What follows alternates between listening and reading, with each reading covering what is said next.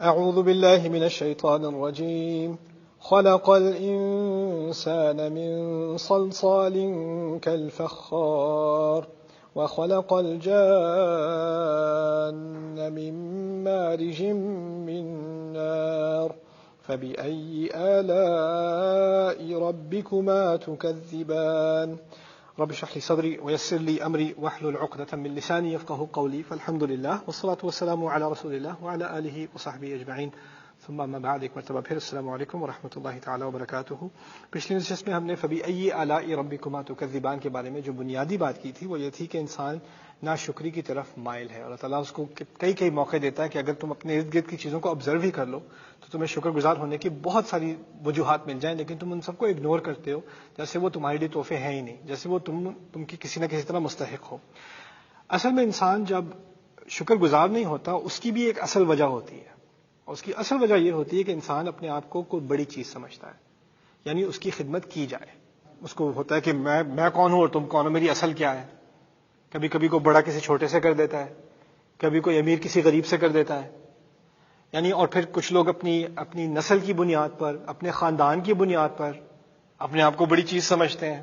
کچھ لوگ ہوتے ہیں جن کو توقع ہوتی ہے کہ ہمارا کوئی خاص اہتمام ہونا چاہیے۔ کبھی کبھار میں ہوتا ہوں کسی کنونشن وغیرہ میں تو کچھ مشہور لوگ ہوتے ہیں، وہ آ کر یعنی وہ چاہتے ہیں کہ فوٹو ساتھ کھینچے، اور وہ تو یہ سمجھتے ہیں کہ جیسے ہی وہ پہنچیں گے میں کہوں گا ماشاء اللہ آپ آئیے۔ تو میں عام طریقے سے بات کرتا ہوں، نارملی بات کرتا ہوں، وہ ایک طرح سے افینڈ ہو جاتے ہیں کہ یہ کیا ہوا، میرے ہاتھ نہیں چومے گے، یہ ان کو تمیز نہیں ہے کس کی حاضری لگی ہے ابھی،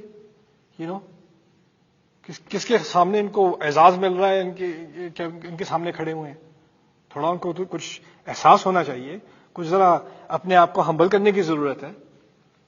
یہ انسان میں آ جاتی ہے جب وہ سمجھتا ہے کہ اس کی اصل کو بہت بڑی چیز ہے، نسل کی بنیاد پہ، اسٹیٹس کی بنیاد پہ، شہرت کی بنیاد پہ، پیسے کی بنیاد پہ، پروفیشن کی بنیاد پہ۔ یہ تو بنیادیں اس کی مختلف ہوتی ہیں، اور اس کے لیے آپ کو ملینئر ہونے کی ضرورت نہیں ہے۔ اس میں اگر کوئی میں بتاؤں پہلے کوڑے کا ٹرک بھی چلا رہا ہوں نا، تو وہ جو ڈرائیور ہے وہ اپنے آپ کو بڑی چیز سمجھے گا کہ جو پیچھے ٹرک میں پیچھے کھڑا ہوتا ہے نا، لٹک رہا ہوتا ہے، وہ کچھ بھی نہیں ہے، میں ہوں اصل چیز، ڈرائیور تو میں ہوں۔ آپ اپنی دنیا میں ہی فرعون بن جاتے ہیں، بہت بڑی شے بن جاتے ہیں۔ اسی طرح ان عرب کا معاملہ تھا۔ کون لوگ ہیں یہ صحرا کے اندر؟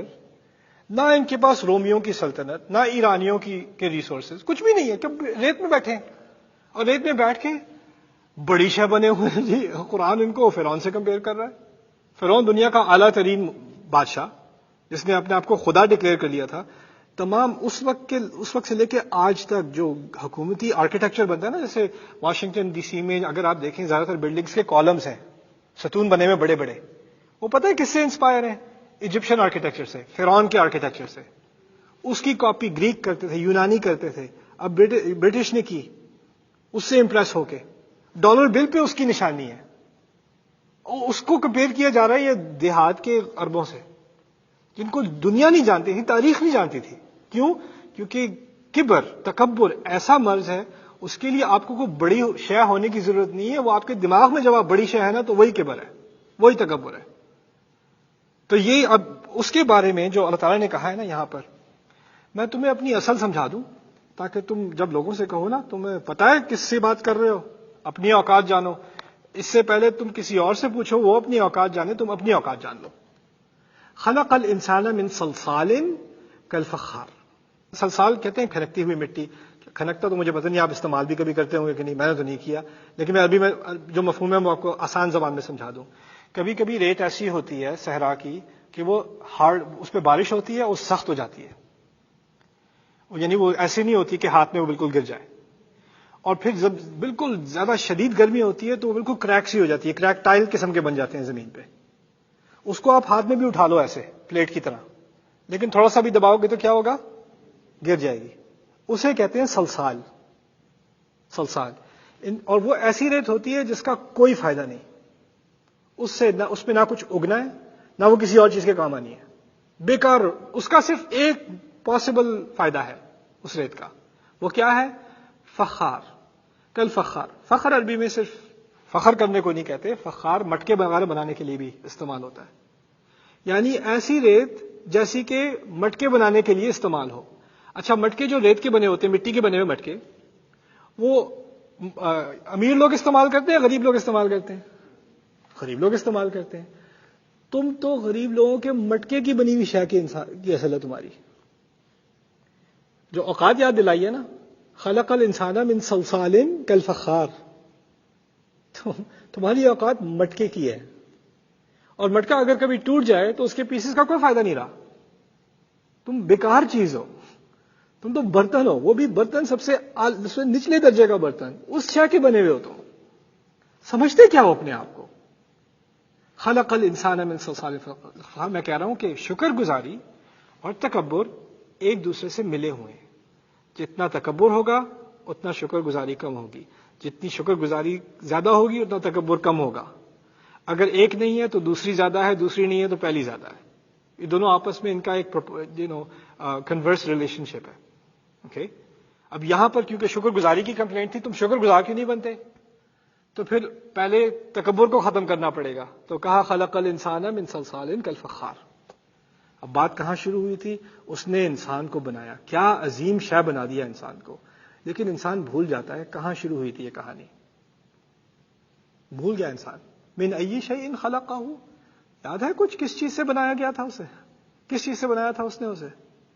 تو یہاں پر اب دوسری بات جو کی ہے وہ ذرا عجیب معلوم ہوتی ہے. وَخَلَقَ الْجَانَّ مِن مَارِجٍ مِّن نَار, اور اس نے جنوں کو آگ کے نہ دیکھے ہوئے حصے سے بنایا. مارج کہتے ہیں, کبھی آپ نے چولہا جلایا ہو, آپ نے تو جلایا ہوگا, میں نے نہیں جلایا, میں نے چیزیں جلائی ہیں لیکن چولہا نہیں جلایا. اوکے, آگ کے سب سے نچلے حصے میں چولہے اور آگ کے درمیان ایک گیپ سا معلوم ہوتا ہے, اور اس کے بعد تھوڑا سا نیلا, اس کے بعد پھر آگے اور رنگ. وہ جو سب سے نچلا حصہ ہوتا ہے, آپ کو لگتا ہے جیسے ہوا ہے, کچھ بھی نہیں ہے. وہ حصہ آگ کا جو نظر نہیں آتا نا, جہاں سے آگ شروع ہو رہی ہے, اسے مارج کہا جاتا ہے. جن آگ کے بنے ہوئے ہیں تو نظر کیوں نہیں آتے؟ کیونکہ وہ کس کے بنے ہوئے ہیں؟ مارج کے. سمجھ گئے؟ سو یہ اصل میں ہے مارج. خلق الجانہ من مارج من نار, اس کے سب سے نچلے حصے سے, اس آگ کے سب سے پہلے حصے سے اس کو جن کو بنایا گیا. لیکن جن کا یہاں ذکر ہی کیوں ہے؟ اب اس بات کا جواب مل رہا ہے جب کہا تھا کہ تم دونوں اپنے رب کی کون کون سی قدرتوں کا انکار کرو گے. وہ دونوں کون تھے؟ اب جواب کیا ملا؟ انسان اور جن. لیکن سوال پھر بھی پیدا ہوتا ہے کہ بتایا بعد میں کہ انسان اور جن ہے, لیکن دونوں کا لفظ پہلے استعمال کیا. تک بنتی تھی کہ پہلے کہتے انسان اور جن, سن لو تم دونوں انکار کر رہے ہو. بتانے سے پہلے دونوں کا لفظ کیوں؟ بتانے سے پہلے اگر دونوں کا لفظ استعمال ہوا ہے کہ تم دونوں اپنے رب کی کون کون سی قدرتوں کا انکار کرو گے, اس سے لازماً انسان کے ذہن میں سوال آتا کہ نہیں یہ دونوں کون ہوئے؟ پہلے تو دو کی کسی کی بات نہیں ہوئی, صرف انسانی کی بات ہوئی تھی. تو پھر یہ دونوں کہاں سے؟ پھر اس کے بعد جو جواب دیا اس کا کچھ فائدہ نکلا. نبی علیہ الصلوۃ والسلام کے دور میں دو طرح کے غیر مسلم تھے. ایک وہ جنہوں نے بات کو کبھی سننے کا موقع ہی نہیں, ان کو نہ موقع ملا, وہ اپنی زندگی میں مشغول, کھانے پینے سونے میں لگے ہوئے, ان کو کیا پتا کون سی دعوت ہو رہی ہے, کیا ہو رہا ہے. کچھ لوگ ہوتے ہیں کہ دنیا جہاں بدل جاتی ہے انہیں کچھ پتہ نہیں چلتا, وہ اپنی دنیا میں گم ہوتے ہیں. ایسے لوگ بھی تھے. وہ تو یعنی 23 سال تقریباً گزرنے کے بعد بھی ایسے لوگ تھے. آپ کو پتا ہے جب مکہ فتح ہو گیا تھا نا, تب کچھ لوگوں کو ہوا لگی یہ ہوا کیا ہے, یہ کیا ہو رہا ہے. پھر وہ آ کے رسول سے پوچھتے ہیں علیہ السلام. قرآن نے بھی کہہ دیا وَإِنْ أَحَدٌ مِّنَ الْمُشْرِكِينَ اسْتَجَارَكَ فَأَجِرْهُ حَتَّى يَسْمَعَ كَلَامَ اللَّهِ. اگر کوئی مشرکوں میں سے آپ کے پاس آتا ہے اور کہتا ہے کہ آپ لگتا ہے کہ حکومت اب آپ کی ہے تو آپ حفاظت دے دیں, ہمیں کچھ سمجھ نہیں آ رہی کیا ہو رہا ہے. تو اللہ تعالیٰ نے کہا اگر ان میں سے کوئی ایسا آتا ہے آپ سے حفاظت مانگنے, اس کو حفاظت دے دو تب تک جب تک کہ وہ اللہ تعالیٰ کا کلام نہ سن لے, اور اس کو کسی ایسی جگہ لے جاؤ, ثم ابلغہ مأمنا, ان کو کسی ایسی جگہ لے جاؤ جہاں وہ اپنے آپ کو امن محسوس کریں, پریشر محسوس نہ کریں. ذالک بأنہم قوم لا یعلمون, یہ اس لیے کہ یہ ایسے لوگ ہیں جن کو پتہ ہی نہیں تھا. 23 سال سیرت کے گزر گئے, تاریخ کا سب سے بڑا واقعہ گزر گیا, مجھے پتہ ہی نہیں تھا, میں ویڈیو گیم کھیل رہا تھا گھر بیٹھا ہوا. ایسا بھی ہوتا ہے. کچھ لوگ ہوتے ہیں جن کو نہیں پتا, لیکن کچھ لوگ ایسے تھے نہ صرف ان کو پتا, نہ صرف انہوں نے اس کا انکار کیا, لیکن وہ باقاعدہ اس کیمپین پر تل گئے کہ کسی نہ کسی طرح اسلام کو برباد کرنا ہے, اس نبی کا خاتمہ کرنا ہے. کچھ لوگ تل گئے دشمنی پر. ایک تو ہے نا کہ مانا نہیں, میں مسلمان نہیں ہوں, ایک دوسرا ہے میں اسلام کا دشمن ہوں، یہ اس کی بات ہو رہی ہے. اور وہ لوگ ایسے ہیں ان کو خود بھی نہیں پتا کہ اصل میں وہ جو نبی کی دشمنی پہ اتر آئے ہیں نا، ان کی ایک سپورٹ بھی ہے، اور ان کی سپورٹ ہے شیاطین. شیطان ان کو آ کے وسوسہ کرتے ہیں، اب یہ حملہ کرو، اب یہ کہو، اب یہ کرو، اب یہ کہو. دو طرح کے شیاطین ہوتے ہیں، شیاطین انسانوں کے اور شیاطین جنات کے. الذی یوسوس فی صدور الناس من الجنۃ والناس. دو طرح کے شیطان ہوتے ہیں، جس انسان میں کوئی خیر باقی نہ رہے اور وہ صرف شیطان کا وسوسہ سن کے جو سنتا ہے وہ کرے، وہ انسانوں کا شیطان بن چکا ہے. یہ دونوں ہیں. اس کے بارے میں سورۃ الانعام میں بڑی تفصیلی بات کہی گئی ہے، اس کا بھی میں ذکر کر دوں، آپ کو یہ بات سمجھ میں آ جائے گی. وَكَذَلِكَ جَعَلْنَا لِكُلِّ نَبِيٍّ عَدُوًّا شَيَاطِينَ الْإِنسِ وَالْجِنِّ يُوحِي بَعْضُهُمْ إِلَى بَعْضٍ زُخْرُفَ الْقَوْلِ غُرُورًا. اسی طرح ہم نے تمام ایک ایک نبی کے لیے دشمن فراہم کیے، یعنی ان کی ابتلا میں نبیوں کا امتحان لینے کے لیے ان کے دشمن بھی تھے. وہ کون تھے؟ انسانوں کے شیاطین اور جنوں کے شیاطین، جو ایک دوسرے کو انسپائر کرتے رہتے ہیں، ایک دوسرے سے بحث کرتے رہتے ہیں اور ایک دوسرے کو پٹی پڑھاتے ہیں، دھوکہ دیتے ہیں. وَلَوْ شَاءَ رَبُّكَ مَا فَعَلُوهُ فَذَرْهُمْ وَمَا يَفْتَرُونَ. اور اگر تمہارا رب چاہتا تو یہ کبھی ایسا نہ کرتے، چھوڑ دو انہیں اور جو یہ چیزیں بناتے رہتے ہیں. وَلِتَصْغَى إِلَيْهِ أَفْئِدَةُ الَّذِينَ لَا يُؤْمِنُونَ بِالْآخِرَةِ. اور یہ اس لیے تاکہ جن لوگوں کا آخرت پر کوئی ایمان نہیں ہے وہ ان باتوں میں پڑ جائیں. یعنی جو دین کی دشمنی میں شیطان، انسان کے شیطان جنوں کے شیطان سے سن کے آگے بات کر رہے ہیں، اس کا اثر ان لوگوں پر پڑے جن کا واقعی کوئی ایمان نہیں ہے. وَلِيَرْضُوهُ. تاکہ وہ اس سے خوش ہو جائیں. وَلِيَقْتَرِفُوا مَا هُمْ مُقْتَرِفُونَ. اور وہ کماتے رہیں جو وہ کما رہے ہیں. یعنی یہ لوگ گناہ کماتے رہیں گے، نبی کی دشمنی میں اترتے رہیں گے. قرآن نے کہہ دیا کہ تو تمہیں نبی کو ایک دشمن نظر آ رہا ہے جو مخالفت کر رہا ہے، لیکن اللہ تعالیٰ کو دونوں دشمن نظر آ رہے ہیں. تو اللہ تعالیٰ نے ایسے کہا تم دونوں کتنا انکار کرو گے. اور جن بھی سوچ رہا ہوگا کھڑا وہاں پہ کہ میرے بارے میں کہا ہے، نہیں میں تو نظر ہی نہیں آتا. پھر کہہ دیا انسان کو مٹی سے بنایا ہے، مٹکے والی مٹی سے، اور جن کو نہ دیکھے والی آگ سے بنایا. تو اب جن کو بھی پتہ چل گیا کہ میں بھی نوٹس میں ہوں، اس کو بھی خبر مل گئی. اسی طرح تعالیٰ نے دونوں کو دھمکی دی ہے اس آیت میں. بارک اللہ لی ولکم. السلام علیکم ورحمۃ اللہ وبرکاتہ.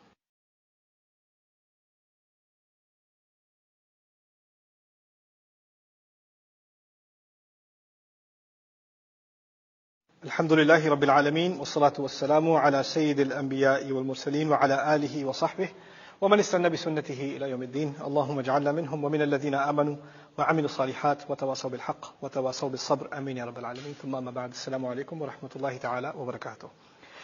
فأعوذ بالله من الشيطان الرجيم. فبأي آلاء ربكما تكذبان. رب المشرقين ورب المغربين. فبأي آلاء ربكما تكذبان.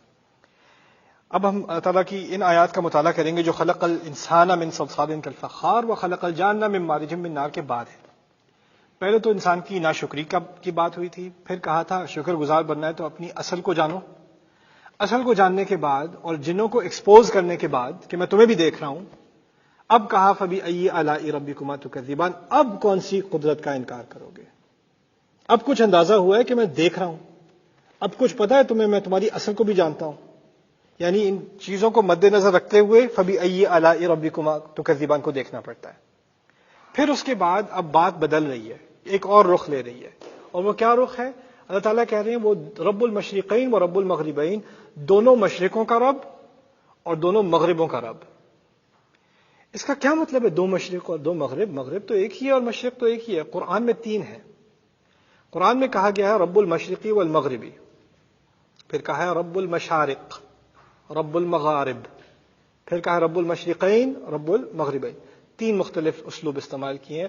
مشرق اور مغرب کا رب، دو مشرق اور دو مغرب کا رب، اور کئی مشرقوں اور کئی مغربوں کا رب. تینوں اسلوب استعمال ہوئے. یہ تینوں الگ الگ باتیں کر رہے ہیں. سب سے آسان تو وہ ہے جو آپ کو سمجھ میں آتا ہے، مشرق اور مغرب کا رب، یعنی سورج کے غروب ہونے کا اور سورج کے عروج اور غروب کے مقامات کا رب، یعنی دن رات کا رب. بات کیا نکلتی ہے مشرق اور مغرب سے؟ دن رات کا رب. جو رب تمہارا دن میں ہے وہی رات میں ہے. جو کچھ کرو گے دن میں اس کا بھی وہ تمہارا رب ہے، جو رات کی تاریکی میں کرو گے اس کا بھی رب ہے. کوئی اور مختلف سٹینڈرڈ نہیں ہے کہ دن میں اچھے رات کو برے، رات کو اچھے دن میں برے، ایسا نہیں ہے. دن رات وہی تمہارا رب ہے. ہر گھڑی تم کو وہی دیکھ رہا ہے. کہنے کا مقصد یہ ہے. دوسری جو ایکسپریشن ہے جو یہاں پر وہ اس پہ میں آخر میں آؤں گا، 2 مشرق 2 مغرب پہ، لیکن پہلے بتا دوں کئی مشارق اور کئی مغارب کا رب. اصل میں مشرق اور مغرب سمتوں کے نام ہیں. میں یہاں کھڑا ہوں، مجھ سے مشرق میں کچھ چیزیں ہیں، مجھ سے مغرب میں کچھ چیزیں ہیں، ایسی بات ہے نا. اور آپ کے مشرق اور آپ کے مغرب میں کچھ اور فرق ہے. یعنی آپ جہاں پر کھڑی ہیں یا آپ جہاں پر کھڑے ہیں، آپ کا مشرق اور آپ کا مغرب الگ ہے، میرا مشرق اور میرا مغرب الگ ہے. یعنی ہر نقطہ نظر الگ ہے، ہر پوائنٹ الگ ہے. آپ جی پی ایس پہ بھی دیکھ لیں، آپ جہاں بھی کھڑے ہوں نیویگیشن دیکھ کے، وہاں سے ایسٹ کچھ اور ہے اور ویسٹ کچھ اور ہے. ٹھیک ہے نا. اس تعبیر کا مطلب یہ ہے کہ اللہ تعالیٰ تمام نقطہ نظروں کو دیکھ رہا ہے. ایک تو ہوتا ہے میں یہاں سے بیٹھ کر مجھے بس یہی نقطہ نظر آ رہا ہے، میرا مشرق اور میرا مغرب. اللہ تعالیٰ صرف اپنے نقطہ نظر سے نہیں، تمہارے نقطہ نظر سے بھی تمام چیزوں کو دیکھ سکتا ہے، اور دوسرے کے نقطہ نظر سے بھی. کبھی آپ کسی سے بات کر رہے ہوتے ہیں تو آپ کو احساس ہوتا ہے کہ آپ جتنا بھی سمجھا لیں اس کو آپ کا پوائنٹ آف ویو سمجھ ہی نہیں آ رہا، وہ آپ کے زاویے سے نہیں دیکھ سکتا. اللہ تعالیٰ یہ بتا رہے ہیں کہ وہ تمہارے زاویے سے بھی دیکھ سکتا ہے اور دوسرے کے زاویے سے بھی دیکھ سکتا ہے، اور اس سب کو مد نظر رکھتے ہوئے اپنا کلام دے رہا ہے. یہ ہے رب المشارق و رب المغارب. اب ایک بات رہ گئی، 2 مشرق اور 2 مغرب.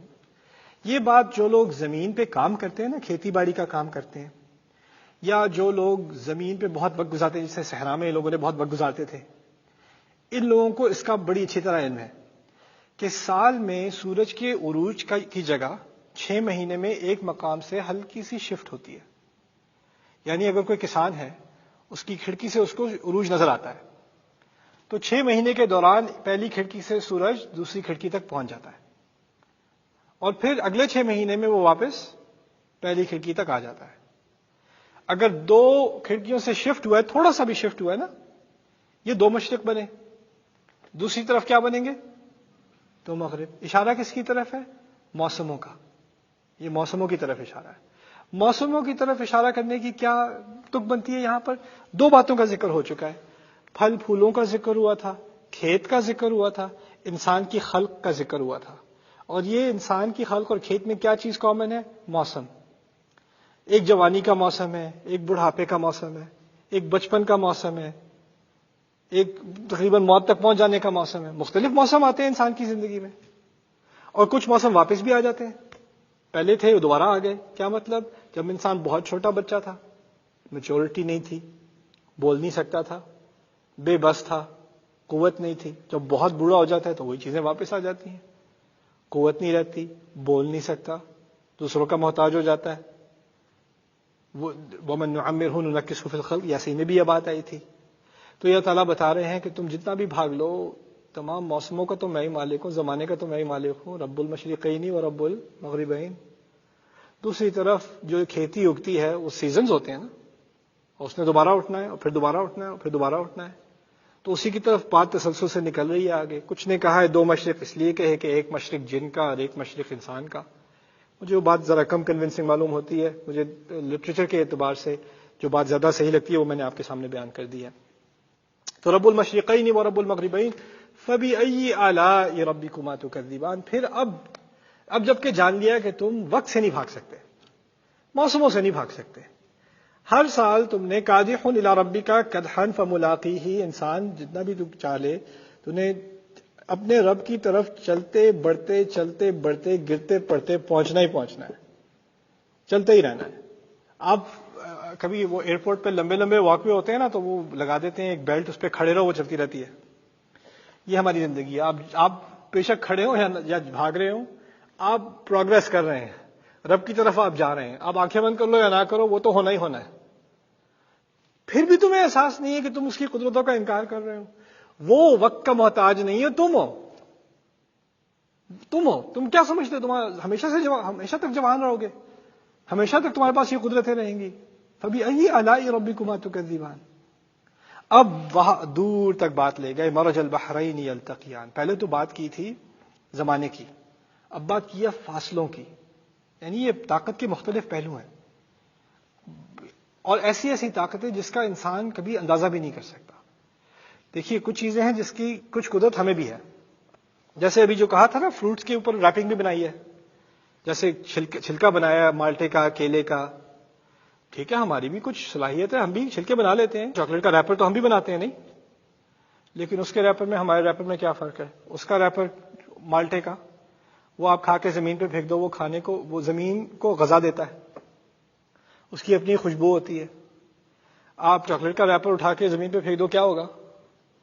وہ زمین کو زہر دے گا, پودے مریں گے, ٹاکسک ہو جائے گا, انوائرمنٹ خراب ہوتی ہے. کتنے ملینز آف ڈالرز خرچ ہوتے ہیں کہ یہ پلاسٹک کے جو نتائج نکل رہے ہیں, وہ اپنا بناتا ہے, ہم اپنا بناتے ہیں. اور اس کی جو ہمارے نزدیک بیکار چیز ہے, وہ کتنی اور مخلوقات کی غذا ہے جو ایک چھلکے سے نکلی ہے, اس سے نکلی ہے. تو یہ اللہ تعالیٰ کی قدرت میں ہے, ہماری قدرت میں نہیں ہے. پھر جب آگے بات کی زمانے کی, آپ جو کچھ بھی اون کر لیں, آپ گاڑی اون کر لیں, گھر اون کر لیں, آپ اچھی سے اچھی صحت میں رہ لیں, آپ اچھے سے کپڑے پہن لیں, ایک چیز آپ نے کبھی اون نہیں کرنی, ٹائم آپ نے اون نہیں کرنا. آپ 1 سال نہیں خرید سکتے, آپ 1 مہینہ نہیں خرید سکتے, آپ 1 سیکنڈ خرید کے بعد میں استعمال نہیں کر سکتے. وہ تو آپ سب نے خرچ کرنا ہی کرنا ہے, وہ کیونکہ آپ کا ہے ہی نہیں. والعصر ان الانسان لفی خسر, زمانے کی قسم ہے, اور زمانہ ہی سب سے بڑی دلیل ہے کہ انسان خسارے میں ہے, نقصان میں ہے. ایک نقصان تو ہم سب کا ہوتا ہی ہوتا ہے, وقت کا نقصان ہے. چاہو یا نہ چاہو, دنوں نے گزرنا ہے, سیزنز نے گزرنا ہے, اور تم کچھ نہیں کر سکتے.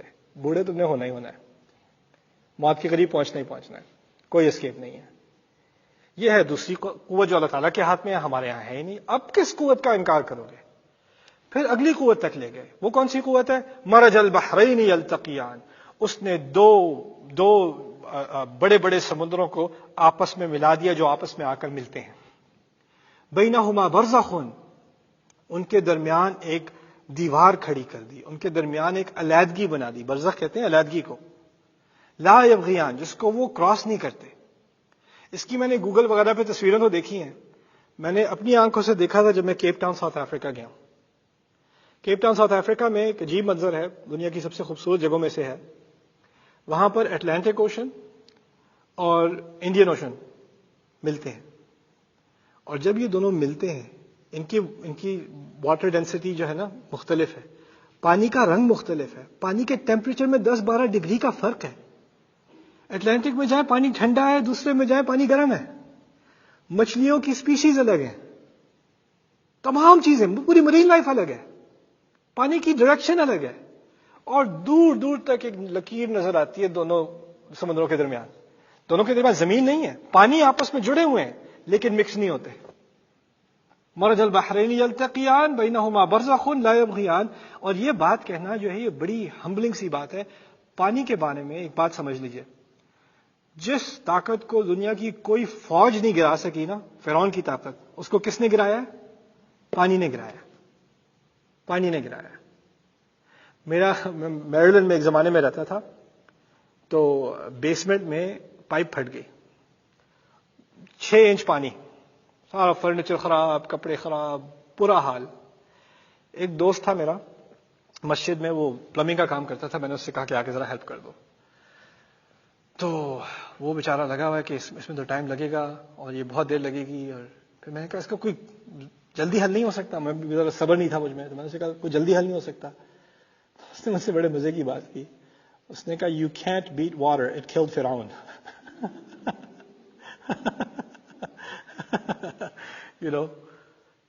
اس کو آپ نہیں کر سکتے. کچھ سال پہلے میں ہیوسٹن میں تھا. ہیوسٹن میں آپ کو یاد ہوگا ہریکین آیا تھا بہت بڑا, کٹرینا کے بعد کی بات ہے. تو مسجدوں میں بھی اناؤنسمنٹ ہو رہی تھی کہ آپ شہر چھوڑ جائیں, سٹی کو ایویکویٹ کیا جا رہا ہے, آپ چھوڑ جائیں. تو ایک صاحب کھڑے ہو گئے, no I want to see the power of Allah. Beach پہ جانا چاہتے ہیں, دیکھنا چاہتے ہیں. میں جب گیا بعد میں, تو آپ نے دیکھا ہوگا بیچ پہ نا کہیں بورڈ واک پہ لوہے کی ریلنگ لگی ہوتی ہے, وہ ایسے ٹوسٹ ہوئی ہوئی تھی. کس طاقت نے لوہے کو ٹوسٹ کیا اس طرح؟ پانی نے. پانی ایک ایسی فورس ہے, جب وہ آتی ہے تو اس کے سامنے بلڈنگ کوئی شے نہیں, کوئی فوج کوئی شے نہیں, کوئی دیوار کوئی شے نہیں, کچھ نہیں روک سکتی. انا لما طغى الماء حملناكم في الجار, جب پانی باغی ہو گیا تو تمہیں کشتی پڑی چڑھانا پڑا, کوئی رکاوٹ اس کو نہیں روک سکتی تھی. ایسا نہیں ہو سکتا تھا. جہنم کی سب سے ہولناک جو تصویر کھینچی جاتی ہے قرآن میں, اذا البحار فجرت اذا البحار سجرت، جب جو تمام سمندر ہیں وہ پھٹ جائیں گے، نکل آئیں گے. اب دیکھیے وہ عظیم قوت پانی، اور وہ بھی اس مقدار میں جس کا ہم اندازہ بھی نہیں کر سکتے. سمندر، دو بحر، وہ آپس میں ٹکرا رہے ہیں اور خدا نے بیچ میں لائن لگائی ہوئی، نہیں تم نے یہاں سے نہیں ہٹنا، تم نے یہاں سے نہیں ہٹنا. اس قوت کا ہم اندازہ کیسے کریں؟ اللہ تعالیٰ ہمیں یہ دکھا رہے ہیں تم میں کتنی طاقت ہے. تم کیا سمجھتے ہو میں تمہیں کنٹرول نہیں کر سکتا؟ میں دو سمندروں کو کنٹرول کر سکتا ہوں، اب تمہیں کون سی قدرت کا انکار ہے؟ فَبِأَيِّ آلَاءِ رَبِّكُمَا تُكَذِّبَانِ. دیکھیں بات کیسے کی جا رہی ہے، کیسے انسان کو اپنی اوقات دکھلائی جا رہی ہے. اللہ تعالیٰ ہمیں ان آیات کے ذریعے کچھ تواضع سکھائے. بارک اللہ لی ولکم فی القرآن الحکیم ونفعنی وإیاکم بالآیات والذکر الحکیم.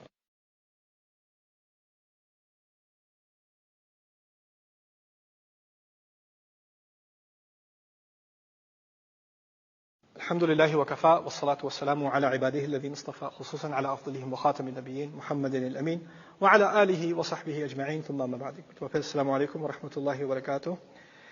يخرج منهما اللؤلؤ والمرجان فبأي آلاء ربكما تكذبان وله الجوار المنشآت في البحر كالأعلام فبأي آلاء ربكما تكذبان. اللہ تعالیٰ دونوں سمندروں کو آپس میں ٹکرا کر اپنی اپنی جگہ رکھنے کے بعد، اور لا یبغیان کے معنی وہ ایک دوسرے پر چڑھاوا نہیں کرتے. یلتقیان کے لفظ کے لیے قرآن میں جب التقطا لفظ استعمال ہوا ہے، جب فوجیں آپس میں ٹکراتی ہیں نا، اس کے لیے یہ لفظ استعمال ہوتا ہے. تو بہت بڑی بڑی فورسز ہیں جو آپس میں آ کر ٹکرا رہی ہیں، یعنی ایک جنگ کی صورت کھینچی گئی ہے.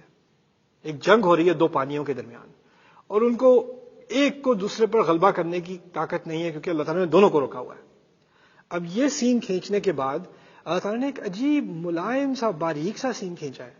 یہ بہت خوبصورت التفات ہے، چینج ہے سبجیکٹ کا. کہتے ہیں کہ ان دونوں میں سے اگر گہرائی میں اترو تو موتی نکلیں گے. اوکے، لؤلؤ والمرجان، لؤلؤ موتی اور مرجان نکلیں گے، یعنی بہت باریک قسم کے ذخیرے نکلیں گے، خزانے نکلیں گے. کہاں نکلتے ہیں؟ سب سے نیچے اتر کے، بالکل گہرائی میں اتر کے سمجھو کہ دونوں طرف.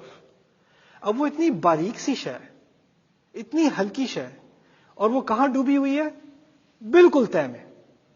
اور پھر اس کے فوراً بعد کہا تمہیں اندازہ ہے کہ اگر کوئی بڑی طاقت ہو جس میں تباہ و برباد کرنے کی قوت ہو، صلاحیت ہو، بڑے بڑے قلعے، بڑے بڑے شہر، پانی کے آگے کچھ بھی نہیں ہے، اور وہی پانی اس کے اندر اللہ اتنی باریک سی شے کو برقرار رکھتا ہے، وہ بھی دونوں طرف. پانیوں کی آپس میں جنگ ہو رہی ہے لیکن لؤلؤ مرجان کو کوئی کچھ نقصان نہیں ہوتا. وہ بالکل ملائم سے زمین پہ اور اس کی تہہ میں اگ رہے ہیں اور بڑھ رہے ہیں. سبحان اللہ. یعنی یہ اس کی طاقت کا مظاہرہ ہے کہ ہمارے ہاں کیا ہوتا ہے جب تباہی آتی ہے نا ایک فوج کی، تو وہ ڈسکریمنیٹ نہیں کرتی کہ جب ملٹری ٹارگٹ کو ہٹ کیا تھا تو ساتھ میں کچھ سویلین بلڈنگ بھی ڈسٹروائے ہو گئی، کچھ بچے بھی مارے گئے، کچھ ہاسپٹل بھی تباہ برباد ہو گیا. ہمارے اندر یہ قوت اور صلاحیت نہیں ہے کہ اگر ہم فورس کو استعمال بھی کرتے ہیں تو جہاں ہم اس کو اٹیک نہیں کرنا چاہتے اس کو نہیں روک سکتے، رائٹ؟ تو اس کو فرینڈلی فائر کبھی کہہ دیتے ہیں یا کلیٹرل ڈیمیج کہہ دیتے ہیں کہ اب وہ ہونا ہی تھا، سب چیزوں کا تباہ برباد ہونا ہی تھا. اللہ تعالیٰ بتا رہے ہیں وہ جہاں چاہتا ہے طاقت استعمال کرتا ہے اور جہاں چاہتا ہے اس طاقت کو روک دیتا ہے، اور پھر اس سے باریکی سے اور لطافت سے کام لیتا ہے، یعنی لطیف انداز سے، بہت ہلکے باریک انداز سے کام لیتا ہے. یہ اللہ تعالیٰ ہمیں سمجھا رہے ہیں کہ دیکھو تم کوئی چیز نہیں ہو، تم سے ابھی نرمی سے کام لیا جا رہا ہے، لیکن اس کے ہاتھ میں بڑی بڑی فوجیں ہیں، بڑی بڑی قوت ہے. کچھ اس سے سیکھ لو. فَبِأَيِّ آلَاءِ رَبِّكُمَا تُكَذِّبَانِ. تمہاری حیثیت ان موتیوں سے زیادہ نہیں ہے. وہ چاہتا تو وہ کبھی نہ اگتے، تم ابھی بچے ہوئے ہو لیکن تم اس کی قوت کے تحت ہو. فَبِأَيِّ آلَاءِ رَبِّكُمَا تُكَذِّبَانِ. پھر دوسری طرف ایک اس کا متضاد منظر کھینچا گیا ہے، اور وہ یہ ہے وَلَهُ الْجَوَارِ الْمُنشَآتِ. اور اسی کے ہیں، اسی اکیلے اسی کی ملکیت میں ہیں وہ کشتیاں جو چلتی رہتی ہیں اور بہت اونچی کھڑی ہیں. یعنی وہ ملٹیپل فلورز کے جو ویسل نہیں ہوتے، جیسے کروز شپ ہوتی ہے یا آج کل ایئر کرافٹ کیریئر ہوتا ہے، پورا ایئرپورٹ چل رہا ہے جی جہاز کا اور سمندر میں. منشآت کہتے ہیں بہت اٹھی ہوئی. فی البحر، وہ سمندر میں چل رہی ہیں. کل اعلام، کہ دور سے کوئی دیکھے تو سمجھے کہ پہاڑ ہے وہاں پہ، زمین ہے، کوئی آئیلینڈ ہے، کوئی قریب جاؤ تو پتہ چلے یہ کشتی ہے. اتنے بڑے بڑے. اب یہ کیا منظر کھینچا گیا ہے؟ اتنی چھوٹی سی چیز تھی، وہ کہاں ہے؟ نیچے ڈوبی ہوئی. اتنی بڑی شے وہ کہاں ہے؟ اوپر رکھا ہوا اسے. وہ جسے چاہے اٹھا دے اور جسے چاہے گرا دے. جو چیز تم سمجھے تھے کہ اوپر آئے گی وہ نیچے ہے، جو چیز تمہاری توقع تھی نیچے جائے گی وہ اس نے اوپر رکھی ہوئی ہے. لیکن اسلوب میں نے کہا تھا نا، صرف بات نہیں کی جاتی، بات کرنے کا طریقہ ہوتا ہے.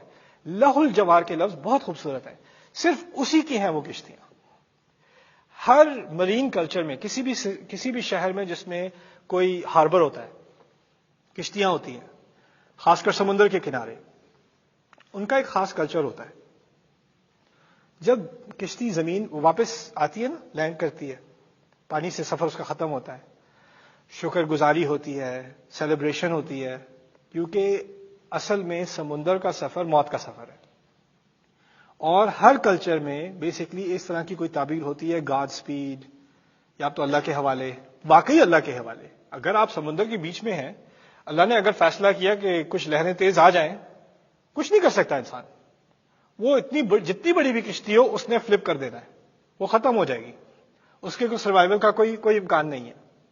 اللہ تعالیٰ بتا رہے ہیں کہ جب تم وہاں بیچ میں پہنچتے ہو سمندر کے، تو اس وقت وہ تمہاری کشتی تھوڑی ہوتی ہے، وہ تو تمہیں بھی پتا ہے وہ میری ہے اس وقت. لہ الجوار، لہو اس کو کہتے ہیں اختصاص، وہ صرف میری ہے اس وقت جب وہ کشتی کھڑی ہوتی ہے، اونچی ہوتی ہے. فی البحر کالاعلام. تم سمجھتے ہو کیا عظیم الشان کشتی تیار کی ہے، کیا کنسٹرکشن کی ہے، اس کی کیا انجینئرنگ کی ہے، لیکن اس وقت تو تم بالکل ہی اپنی لا قوت کا اعتراف کر لیتے ہو کہ میرے پاس تو کوئی طاقت، کوئی صلاحیت نہیں ہے. اسی لیے بار بار قرآن میں کشتی کے منظر کے بارے میں کہا گیا ہے کہ وہی لوگ جو بڑے اکڑ کر خدا کا انکار کرتے ہیں، جب پانی آنے لگتا ہے، وَيَأْتِيهِمُ الْمَوْجُ مِنْ كُلِّ مَكَانٍ، جب ان پر ایک طرف سے لہر آ کر تھپڑ مارتی ہے، پھر دوسری طرف سے آ کے مارتی ہے، اس وقت جو گڑ گڑا کے خدا سے مانگتے ہیں، اس وقت جو لَئِنْ أَنْجَانَا مِنْ هَٰذِهِ، اس سے ایک دفعہ یا رب تو نے اس سے بچا لیا نا، بس لَنَكُونَنَّ مِنَ الشَّاكِرِينَ، ہم تو اب دیکھنا کیسے شکر گزار بنیں گے، اب نہیں کروں گا، اب چھوڑ دوں گا، کر لی توبہ، کر لی رب، میں نے کر لی، بس بچا لے، اس سے بچا لے بس. ہم کشتیوں میں کم بیٹھتے ہیں، ہم جہازوں میں زیادہ بیٹھتے ہیں. آج کل جہاز میں بیٹھے، ہر ایک کے سامنے اسکرین لگی ہوئی ہے، اسکرین پہ بہت ساری فلمیں آ رہی ہیں. آپ نے ادھر ادھر دیکھا کون دیکھ رہا ہے، میں کون سی فلم دیکھ رہا ہوں، اس کے بعد لگا لی، اناؤنسمنٹ کی کہ بھئی سیٹ بیلٹ لگا لو، ٹربولنس ہونے والی ہے. تھوڑی بہت تو ٹھیک ہے، جھٹکا ہوتا ہے، مزہ بھی آ جاتا ہے. اس کے بعد اگر کچھ زیادہ شروع ہو گیا اور اوپر سے ملک الموت کا کب بھی گر گیا،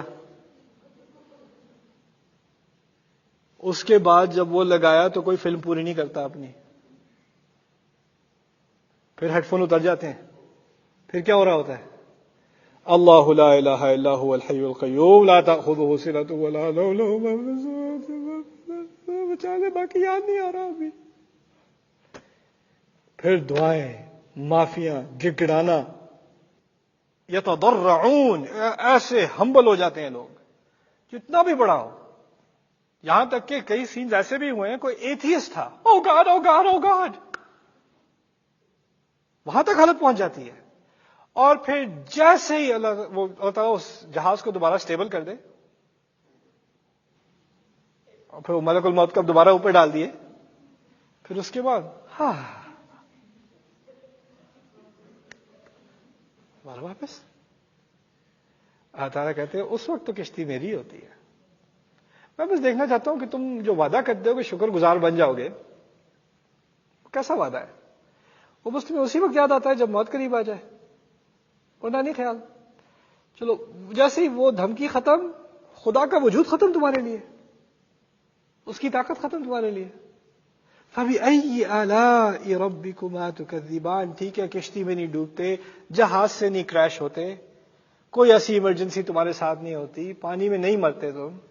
ایک بات جان لو، جتنے بھی سیف ہو، جتنے بھی آرام رہ رہے ہو، کل من علیہا فان، جو بھی اس زمین کے اوپر ہے نا، اس نے ختم ہونا ہی ہونا ہے. فانی کہتے ہیں نا، فانی ختم ہونے والی شے. لیکن اس میں اور مرنے والی شے میں بہت فرق ہے.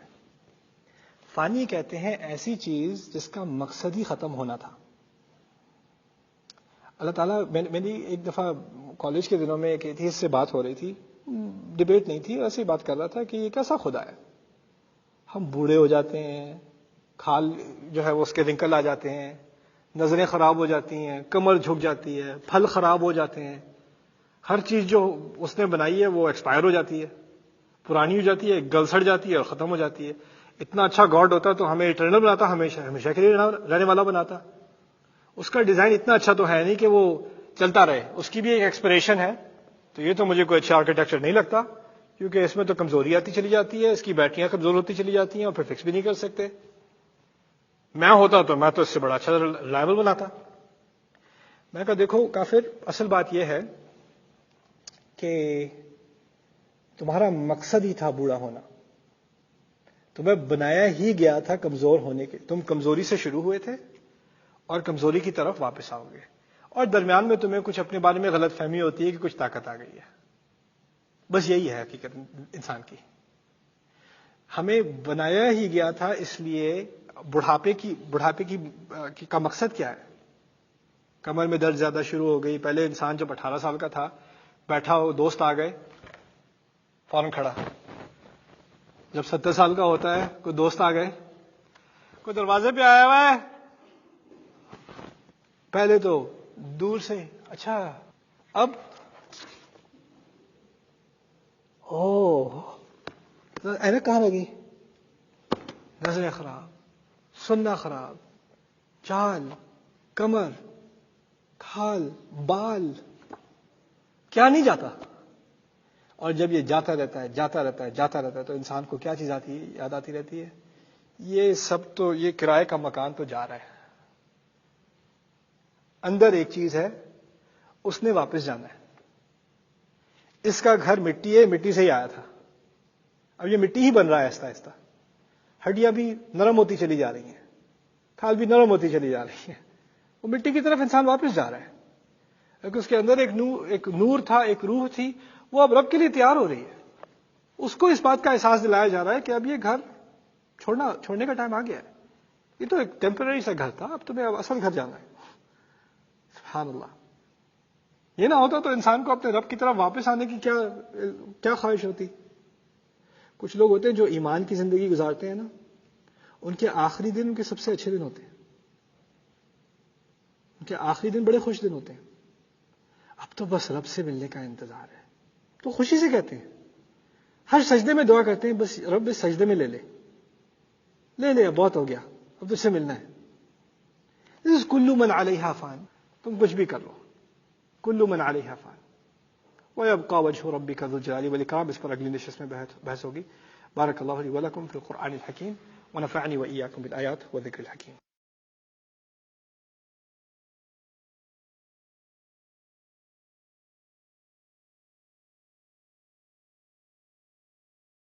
يا أيها الأحباب من خير نساء الجنة